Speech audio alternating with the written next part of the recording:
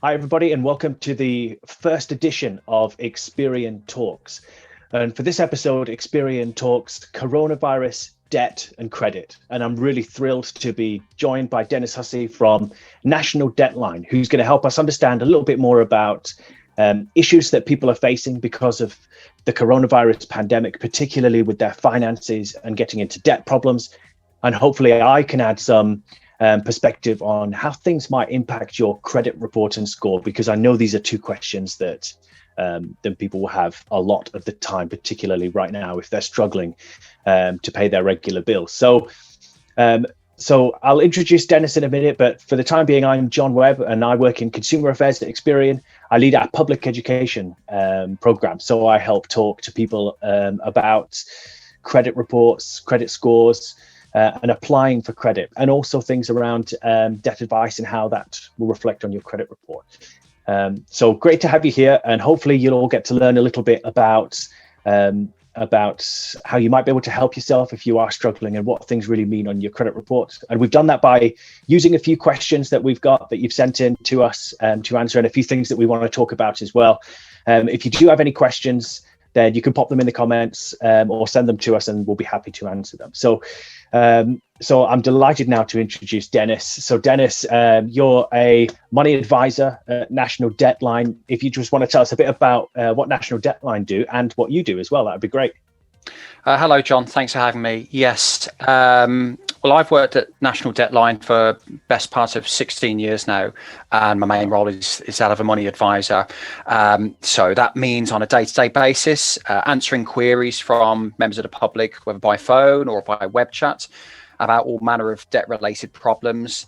The service as a whole offers free, confidential, impartial debt advice on what we call a self-help basis. And in plain terms, that means that rather than getting involved directly with that person's creditors, suppliers, mortgage lender, we'll advise them, we'll give them information and resources so that they go away equipped with the tools that they need to address those problems and issues independently, but always knowing that they can come back to us for ongoing advice and support.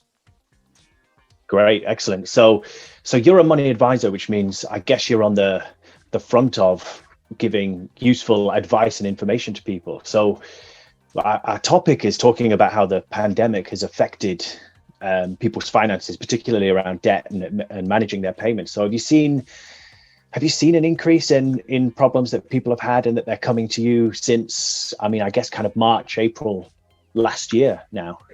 Yeah, if we go back to March, when a lot of things changed for everyone, and not least of all the fact that we as our service found ourselves very abruptly working from home, which was a real U-turn from how we'd functioned up to then. But thankfully, we were able to continue to function as a service with no interruption. In terms of the demand, I will say that initially, there was something of a drop off in the usual demand. And I think that has a lot to do partly with just the sheer shell shock of the situation on everyone, but also the fact that a lot of initiatives were rushed through to almost defer any financial impact that the situation had. We saw the furlough scheme brought in very quickly, for example. We saw things like an uplift in universal credits brought in. We saw moratoriums on things like evictions and enforcement activity. And all of this helped to mitigate and maybe just delay the impact that this had on a lot of people's finances. So initially, I think that a lot of households felt that they were able to just muddle through. But of course, these measures weren't indefinite. And some of them have come to an end. Some of them have been replaced with maybe other more watered down versions, and we have been seeing a return to normal, which in debt advice charity speak means lots of members of the public finding themselves under pressure from creditors, risk from enforcement agents, final demands, court proceedings. So that normality is resuming little by little, for better or worse. And I think it's fair to say that as a lot of these measures taper off, there's a lot of pent up demand for services like ours, as reality bites for a lot more households than was the case when the initial relief measures were brought in. Yeah, that's really interesting and interesting to know. And I think unsurprising when you put it that way, because I think those measures were provided to support people with, the immediate and abruptness of, the financial problems they were facing. I mean, you talked about a few, but one of them was payment holidays that were given and advised, for lenders to offer these payment holidays by the FCA. And they're still ongoing at the moment, so you can still get up to 3 to 6 months for payment holidays, which the good thing was that it couldn't impact your credit score, and it wasn't noted on there if you were taking that 3 to 6 month payment holiday. But I guess, just like you said, it allows a bit of breathing space between having that financial difficulty and then where you can hopefully maybe catch up with yourself. But it does raise an interesting question, actually. And the first question we've got, which is, it's quite broad, but when should someone get kind of debt advice? And I think it links in with this, because if you're in the position where you've taken advantage of some of the support available, so you might have taken a payment holiday on your mortgage or your credit cards and so on, and I think we'll talk about those a little bit later as well. But if you're in that position where you've just started that, where do you, and when do you start getting debt advice? Is it at the start of that process? Do you do it at the same time, or do you wait until you're 3 months down the line and then think, okay, my holiday's coming to an end, what should I do now? Is there a good time or indicators that you would say people should contact you? Yeah, I suppose the broadest answer I can give to a broad question is that as a general rule, if you think you need debt advice, then that is that's the clearest indication. If you suspect you need it, then there's no arbitrary points that you should wait until. You've implied there that some people may choose to seek it early during any payment holiday or relief that they've been given. Others may wait until that holiday has been exhausted and expired and then do it. I guess from an anecdotal point of view, and with 15 odd years of experience behind me, it's very much human nature on the whole that people wait until it's unavoidable. And often what triggers someone seeking debt advice is it's something very tangible happening. Often that might be a knock on the door from an enforcement agent, and whether that is related to a credit debt or, for example, to council tax arrears that have gone unpaid and ignored for too long. And sometimes that and only that will have the impact to finally persuade that person, I can't, I can't escape this any longer. I need to confide in someone about this. I need to, I need to get a second opinion. I need someone with a cool, clear, detached perspective on this to help me plan a way through, because up to now I've perhaps been robbing Peter to pay Paul, for want of a better phrase, or I've been putting things off, or, as we said already, I've been taking advantage of any opportunity to defer things, whether that is through a COVID holiday at the moment, or more generally, products like buy now, pay later, 0% interest periods. Those are all really variations of that basic principle. I'll push it a bit further down the line, and I'll cross that bridge when I come to it. If we live in normal times and you're able to work and save in a normal fashion, then that can often work out just fine.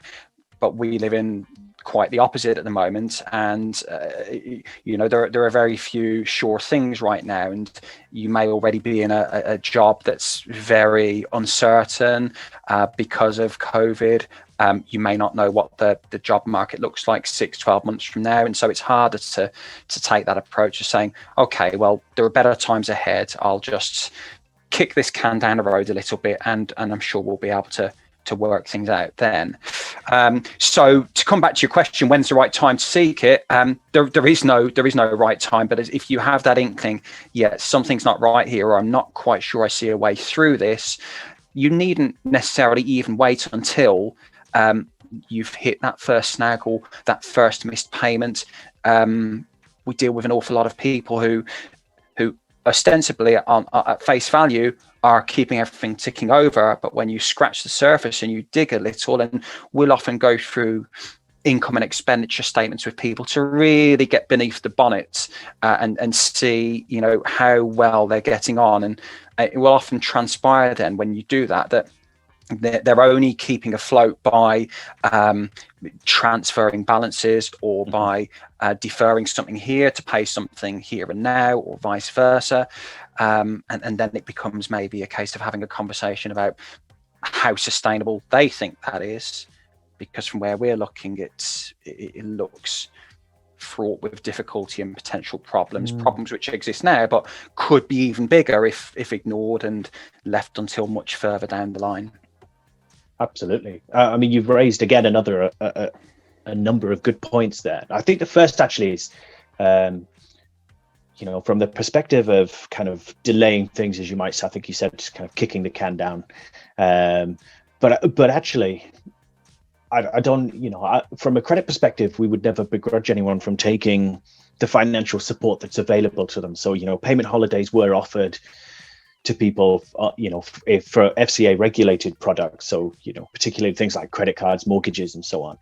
There's nothing wrong with taking that support, and I think it's probably a good thing. But I think one of the things probably to think about is how you deal with those payments at the end of that payment holiday. Now, the one thing that we do know is that even when you're in a payment holiday, interest is added to the agreement. So if it's something like a credit card, for example, you're not paying anything on that credit card monthly, or the lender might make you pay £1 every month, but the interest is still added, which means that at the end of the 3 months or the 6 months, you've got a bigger balance to pay, which actually a higher balance can impact your credit score a little bit as well. But it also means you have to think about how you're going to make the increased repayments as well.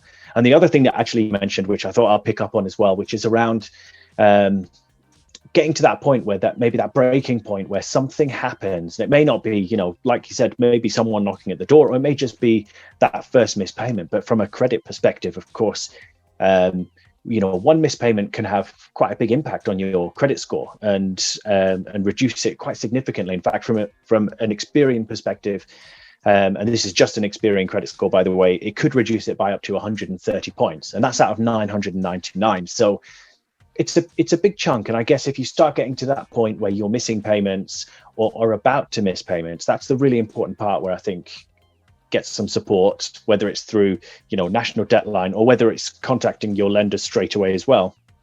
But that's probably the best bit, and that leads me on to the next question, which is, if someone wants help, how do they get it? So how do they get in touch with you? And you're very experienced at what you do, and you said some wonderful things about the way you can help people, particularly things about budgeting and just looking at income and expenditure. So how do they go about doing that and getting in touch with you guys so that they can get some help? Yeah, well, basically the doors are open to anyone who needs the advice. Again, as I said earlier, there are no thresholds about how far into difficulty you might have to be already, or how large your debts might have to be. We sometimes field queries from people who start by saying, I don't know if I'm even eligible for your service, to which the answer is, well, there's no question of eligibility. If you think you need advice, then anyone can get the help. Exactly, yeah. And we will deal with people from all walks of life, from people who just need help to meet immediate essentials, maybe feed their children, right through to people who you might class as high rollers, for want of a better word. But again, if things take a turn for the worse, then they experience just the same sorts of pressures as people at the other end of the economic scale. And to use the service, it's really very simple. It's a matter of either picking up the phone, calling us free phone on 0808 808 4000, going online and using our web chat service at nationaldebtline.org. A relatively new innovation we've got on our website as well is what we call an online advice tool, which allows someone in their own time to register online, put together a budget in their own time. There's guidance as you go through it, so you're not flying blind. And once you've completed that budget, you then have the opportunity to submit it and receive advice automatically generated advice on sensible next steps you ought to take based on what those figures suggest, as well as an outline of the various kind of debt solutions that you might have. And it follows that if any of these steps are likely to have a bearing on your credit file, then that gets spelt out as well, whether they're getting that advice online or from one of our telephone advisors. Because the fact is that by definition, a lot of people who do come to us for advice are probably already at a stage, John, where their credit worthiness has already taken a hit. Sometimes that ship has already started to pull out of the harbour. And it's simply a matter for us of spelling that out and saying, look, these are the side effects of doing the things that you may need to do. But at least if you're informed, then you can make informed choices. And it may be that you gain more control over your situation with one hand, whilst at the same time maybe foregoing some of your credit worthiness, at least in the short to medium term. And that's something to weigh up for every individual, of course. Yeah, I mean, I completely understand that. And I think actually from a credit perspective, you always have to, from a debt and financial solutions perspective, take the best course of action for you and how to kind of remedy that problem. And actually, we can offer you from Experian lots of advice about how long things take to repair themselves. And the good news is that things don't last forever. They usually stay about 6 years on your credit report. So they're not forever, but I think the important thing is, yes, do the things that are right for you in that situation, rather than thinking, how do I do something just to keep my credit score afloat? But you raised a really interesting question, Dennis, which was or a point that was that a lot of people might have gone past the point, not of no return, but of maybe the negative information already happening. So that could be late payments, that could be defaults, things that could really be having an impact on your credit score. So your experience, actually, are people this is probably one of the most difficult things that people probably have to do, which is pick up the phone to National Debtline and call them and say, I need help with something. So firstly, that you can probably comment on that, because that's quite difficult to do. And I guess the second thing would be, would your advice be, and I know we said there's no right or wrong time, I guess, but would your advice be, should people try and do this a bit earlier so they avoid getting further down that road of, or past that point of no return where, they've already started mounting up the late payments or the defaults, even county court judgments, things like that? Yeah, to start with that last question, then I'm sure every colleague of mine across all the debt advice charities would echo that wish. It can seem a fairly hopeful one, but yeah, early interventions in pretty much any walk of life are going to make more of a difference, because you simply have wider options the earlier you intervene. I suppose if we want to make the clumsy analogy with consulting a GP, if you think there's something the matter, it follows that if you get advice early on, then potentially you can address those issues rather than letting them get more grave and deep rooted. It's no different in the context of debt advice. You allude to people maybe finding it difficult to pluck up the wherewithal to pick up the phone or to go online and consult us. You're absolutely right. I mean, one of the things we're always very keen to do when someone makes that initial contact and reaches out to us is to really reinforce what they've done, and to really congratulate them, if you like, on just having the courage to do that. It's a difficult step for so many people to do, and we hear so often people saying at the end of a conversation, I only wish I'd done it sooner. Now, there's none of us can turn the clock back, and there's nothing to be gained in that conversation by saying, oh, well, if you had done this, if you had done that. All that really matters is, what can we do by you right now? What can we do? Okay, some things have happened already that you would rather had not happened, but what can we do to mitigate these issues now? What can we do to limit any further fallout, so that at least moving forward, you start to feel that, okay, I may not have changed direction, but at least I've put the brakes on. I'm managing to tread water now, at least, rather than sinking at the risk of mixing all sorts of metaphors there. No, that sounds great. Sounds like a great way to at least not think about the past so much, but move forward and try and rectify the problems. I've got a few questions here, so I won't call this quick fire because they might require a bit of detail, but we've got a few questions I think they're really important to answer for some people that have to send these through. So, and we've covered a bit already. So the first one is, how will a payment holiday affect my credit score? So since we're talking coronavirus and debt and credit, we'll assume that you're taking a payment holiday, which is called an emergency payment freeze. Now, that payment holiday, which was advised by the FCA for FCA regulated companies only, is either for 3 or 6 months. So we kind of covered that a bit earlier. But the first thing is to say about those is they protect your credit score. If you do take those, they don't show on your credit score with any marker or any information. But what does happen is your interest rate goes up.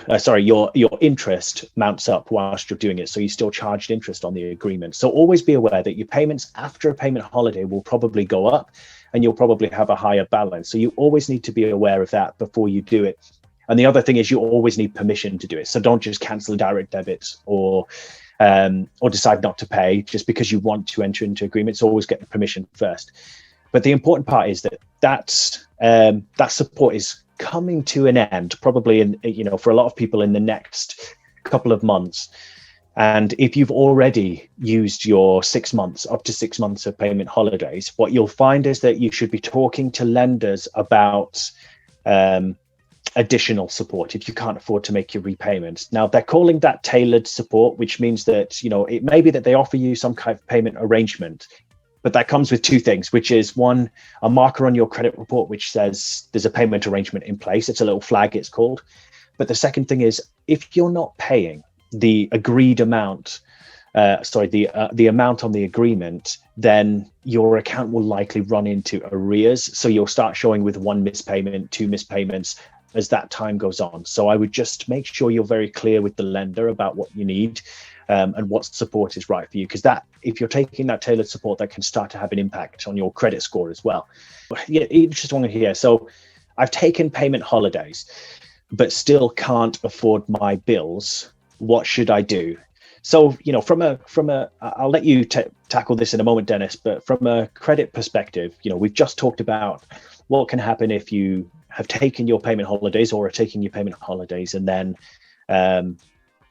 you'll struggle or you'll need extended payment support, which means that that will start to impact your credit score because you'll have a note on there, or you'll have arrears starting to show on the account. So for credit wise, that can impact. But if that's the right thing to do for you, if you're in the right circumstances to get that tailored support from a lender, that could be, as an example, reducing your payments by 50% for another 6 months, for example. Now, if that's right for you, then you might want to take that option, but you always have to think what's going to happen in the future and how can you make those repayments when that comes to an end. But Dennis, from your perspective, if someone's in that situation where they've taken payment holidays, they might be in them now, by the way, and they're either still struggling to make their other payments and repayments on any bills that they have, things like you said, like council tax and so on. Is that the time really they should be looking for some extra support from National Debtline and contacting you, or is there other things you would just advise them to do on their own at that point? No, absolutely. It's as good a time as any for them to get in touch with us, because a general principle of the kind of debt advice that we offer is making sure that debts and bills and commitments are addressed in their order of priority. And in any given household, your priorities are always going to be defined, John, as the things that keep a roof over your head, that keep essential services turned on and provided to you, and which without being paid might come with the risk of very swift and abrupt enforcement measures, which themselves can then add further costs on. So you're talking about obviously rent or mortgage. You're talking about council tax, where it can very quickly get escalated to the likes of bailiffs and wage deductions and what have you. Despite any measures that councils may have brought in during COVID, it's going to remain the case that is a priority for the reasons that I've just outlined there. Energy, obviously, any other essential services. I mean, home internet, is really in this day and age, with homeschooling and what have you, and working from home, probably on an equal footing to your gas and your electric, dare I say it. And alongside that, the likes of TV licenses as well, where if you need it, it's still going to be a priority. So we would tend to home in on a person's ability to maintain those, or at the very least liaise with the relevant providers to make sure that there is an understanding in place. But assuming that those take precedence and a mortgage lender or a landlord wants their payment paid on time, that may then mean a squeeze has to be felt somewhere else. And that will often then mean, okay, well, where is the squeeze going to be felt? That may be our payments on unsecured debts. And of course, the offshoot of that is detriments to their credit score and their credit worthiness. But in those difficult situations, we're having to weigh up, well, something's got to give. And is it going to be an immaculate credit file, or is it going to be those essential services or the roof over that person's head? And in those terms, obviously, it's got to be first things first. Ideally, we want a situation where all of those plates can be kept spinning, but for lots of households we're dealing with right now, and no doubt plenty more, as we see unemployment rate creep up, amongst other things, then that's going to be a conversation that we find ourselves having increasingly often, I fear. Yeah, I would expect so, and not great conversations, because I think there's a struggle ahead. But I think what you've done is set out actually the help that you can provide from National Debtline, and also from a credit perspective, there's lots of things that impact you. So we know about what happens if you take a payment arrangements from a lender, if you've already taken your payment holidays, we know that things can impact you, whether it's defaults or court judgments. But then if you have certain debt solutions that you do, I mean, you've positioned it in the right way, just like we would do, which is that you have to have tailored support which is right for you, so right for your circumstances at that point in time. And we can give lots of advice and guidance about how to rebuild your credit report in time, and that happens. And the good news, which I think I talked about earlier, which is that things don't last forever on your credit report. It's usually about 6 years, and then they'll drop off your credit report, allowing you to make somewhat of a fresh start, but you can rebuild along the journey to do that. So I think we've covered off, I think, probably a lot of the questions. And Dennis, you've brilliantly summed up the service and support that you provide people who contact National Debtline. So just want to say thank you so much for joining us. Thank you to you and National Debtline. I'll put all the links in the description about how to contact National Debtline for help, and also some guidance for coronavirus and your credit report support with Experian as well. Thanks for joining the first edition of Experian Talks. More to follow, and we'll tell you about those soon. But Dennis, thank you so much. My pleasure. Thanks, John.